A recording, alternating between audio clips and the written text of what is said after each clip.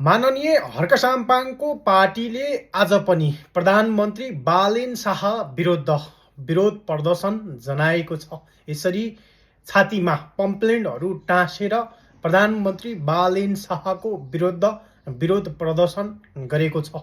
सदन सुचारू हुनु पूर्व यसरी हर्क साम्पाङका 7 जना माननीयहरूले यसरी छातीमा पम्पलेटहरू टाँसेर विरोध प्रदर्शन गरेका छन्। त्यहाँ लेखिएको छ, प्रधानमन्त्री सदनप्रति जवाबदेही बन्नुपर्छ, प्रश्नदेखि भाग्न पाइँदैन, जनमतलाई सम्मान गर, सदन छलेर अध्यादेश ल्याउन पाइँदैन, यदि यो देश चलाउन सक्दैनौ भने हामीलाई जिम्मा दिनुस्, हामी चलाउँछौँ जस्ता यावत कुराहरू लेखेर पम्पलेट छातीमा टाँसेर बालेन सरकारको विरोध जनाएका छन्।